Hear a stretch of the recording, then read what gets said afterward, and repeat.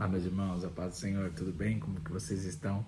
Espero que vocês estejam bem. Nós estamos há algum tempo aqui sem gravar um vídeo, mas hoje eu quero compartilhar uma mensagem com vocês que está em Malaquias 3, versículos 14, 15, 16 e 17, que diz assim: Vocês dizem, é inútil servir a Deus, o que ganhamos quando obedecemos aos seus preceitos e ficamos nos lamentando diante do Senhor dos Exércitos?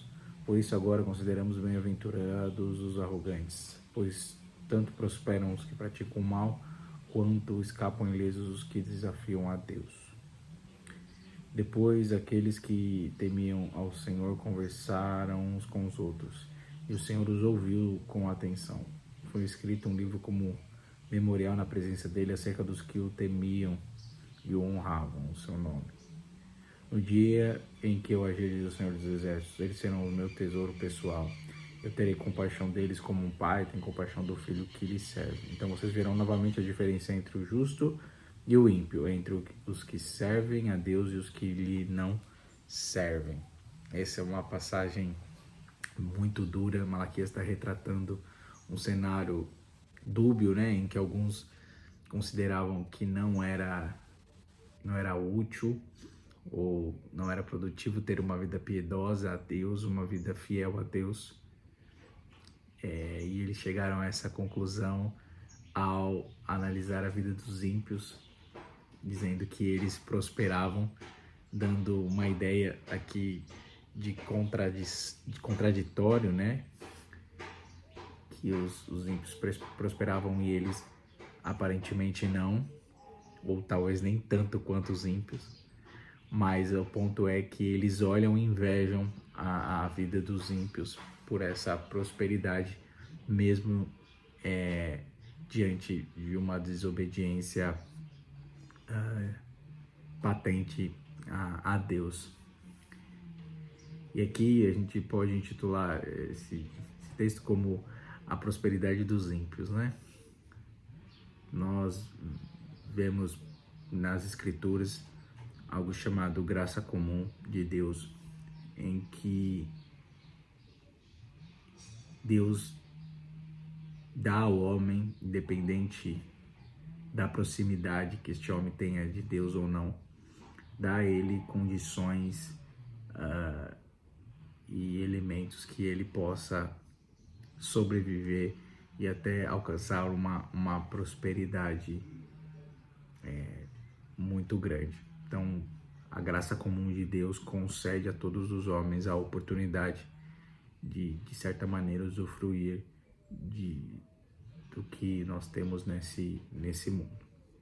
Então, aqui é um ponto muito importante, porque também nós vemos durante aí alguns versículos das Escrituras que, por conta dessa graça comum, nós sabemos, né, entendemos,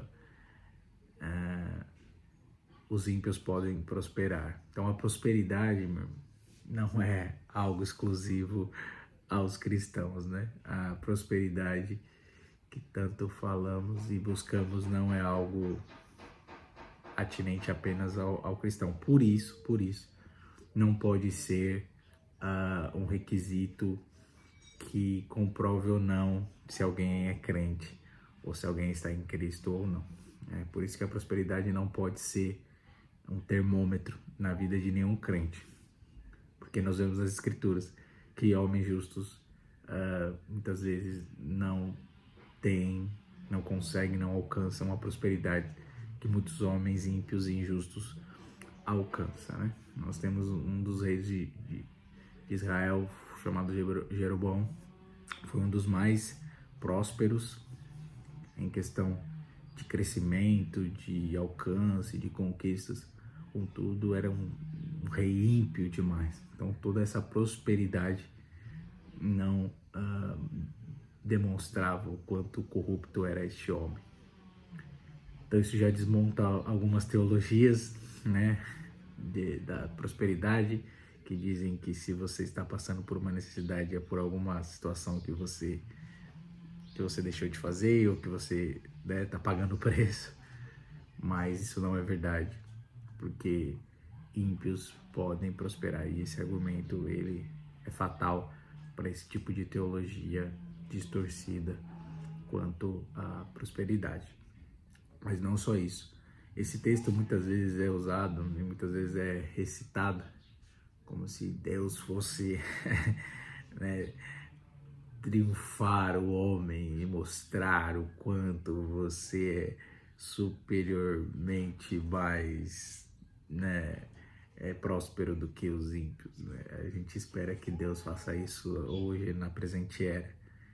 E de fato, meus irmãos, em alguns momentos isso pode acontecer se estiver no plano de Deus. Mas o que esse texto está dizendo é que naquele dia que ele agir, está apontando para algo escatológico, para algo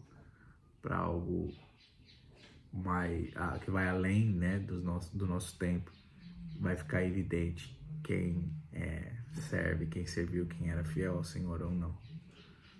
Então a nossa verdadeira prosperidade é a confiança de que, independente da situação que nós passamos aqui nessa terra, independente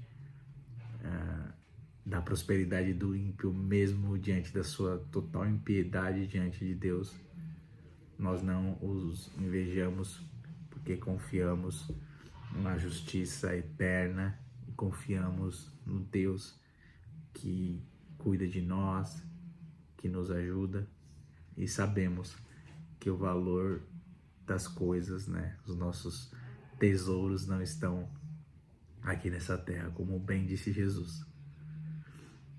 Onde está o seu coração, ali está o seu tesouro. E nosso tesouro deve estar, nosso coração deve estar nas coisas do céu, nas coisas eternas, nas coisas que não se veem. Então, Deus cuida de nós, Deus nos abençoa, Deus prepara todas as coisas, mas se você estiver passando por algum momento de dificuldade, se você estiver passando por circunstâncias ruins, não invejem a prosperidade do homem justo e nem pense que Deus está te punindo por algo, mas saiba que a nossa leve e momentânea tribulação produz para nós um peso eterno de glória. Por isso devemos ser como Paulo, aprender a ter, a passar por abundância, mas também aprender a passar por necessidade, porque podemos todas as coisas naquele que nos fortalece. Amém? Fique com essa palavra e que Deus te abençoe.